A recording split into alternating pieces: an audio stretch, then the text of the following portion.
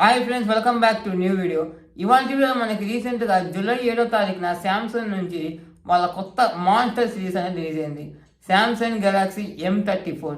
Samsung నుంచి ఒక మంచి ఫోన్ రాక దాదాపు ఒక 1.5 year అయితే అవుతుంది. ఈ M సిరీస్ అనేది వాళ్ళకు మంచి ఆన్లైన్ టార్గెట్ తీసుకొస్తారు, మంచి ప్రైజింగ్కి అండ్ మంచి స్పెక్స్ తీసుకొస్తారు. ఇవాళ వీడియోలో శాంసంగ్ గెలాక్సీ M34 కొనొచ్చా లేదా ఈ వీడియో డిస్కస్ చేద్దాం. వీడియో స్కిప్ చేయకుండా చూడండి. మన ఛానల్ ఫస్ట్ టైం సబ్స్క్రైబ్ చేసుకోండి. అండ్ ఫస్ట్ మనం మాట్లాడుకోవాల్సింది డిజైన్ అండ్ బిల్డ్ గారి గురించి. బ్యాక్ సైడ్ మొత్తం మనకి ప్లాస్టిక్ బాడీతో వస్తుంది, కానీ చూడటానికి మాత్రం గ్లాస్ లాగా అనిపిస్తుంది, కానీ ప్లాస్టికే. మన చుట్టూ సైడ్స్ వచ్చేసి ప్లాస్టికే. అండ్ మన ఫ్రంట్ వచ్చేసి గొరిల్లా గ్లాస్ ఫైటో ప్రొటెక్షన్ అయితే వస్తుంది. అండ్ డిజైన్ కూడా మీరు గమనించుంటే శాంసంగ్ S20 సిరీస్ ఉంది కదా, సేమ్ అదే డిజైన్ లాగా ఉంటుంది. చాలా బాగుంటుంది డిజైన్ కూడా. కెమెరా డిజైన్స్ అనేది సేమ్ డిజైన్ పరంగా బాగానే ఉంది. మనం మాట్లాడుకోవాల్సింది డిస్ప్లే గురించి. శాంసంగ్ మొబైల్స్లో బాగా మనకి బాగుండేది డిస్ప్లే. ఎంత మాట్లాడుకున్నా మనకు తక్కువే ఉంటుంది డిస్ప్లే గురించి. ఇది మనకి 6.5 inch full HD plus AMOLED display. ఇది మనకి 120 Hz రిఫ్రెష్ సపోర్ట్ చేస్తుంది. ఇది మనకి 1000 nits పీక్ బ్రైట్నెస్ వస్తుంది. దీంట్లో కొన్ని మైనస్ పాయింట్స్ కూడా ఉన్నాయి, అవి లాస్ట్లో చెప్తాను డిస్ప్లేలో. అండ్ డిస్ప్లే కూడా ఆ ప్రైస్ బ్రాకెట్లో చాలా మంచి డిస్ప్లే.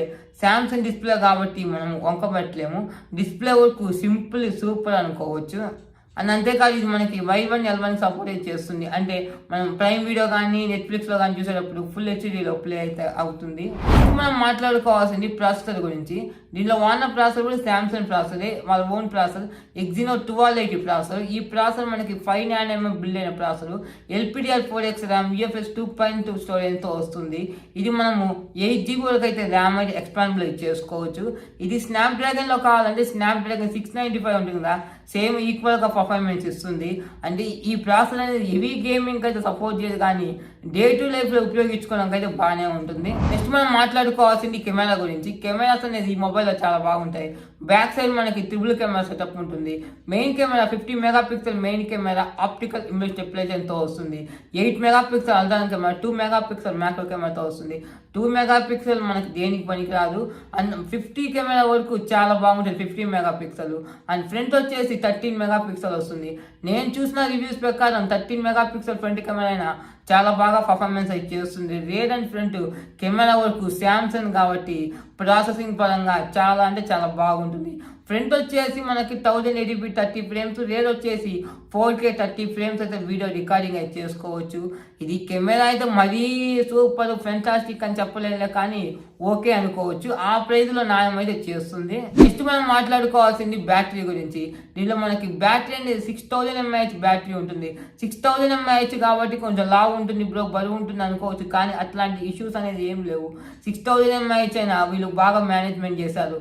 అండ్ దీనికి 25 watt ఫాస్ట్ ఛార్జింగ్ అయితే ఉంటుంది. ఛార్జర్ అనేది బాక్స్లో ఇవ్వరు. ఇది 6000 అంటే మనకు ఒక ఫుల్ వర్కింగ్ డే వస్తుంది. ఈజీగా మీరు ఎంత రఫ్గా యూజ్ చేసినా ఒక ఫుల్ వర్కింగ్ డే అనేది ఈజీగా వస్తుంది. దీనికి ఒక మైనస్ పాయింట్ ఏంటంటే ఛార్జర్ అనేది బాక్స్లో ఇవ్వరు.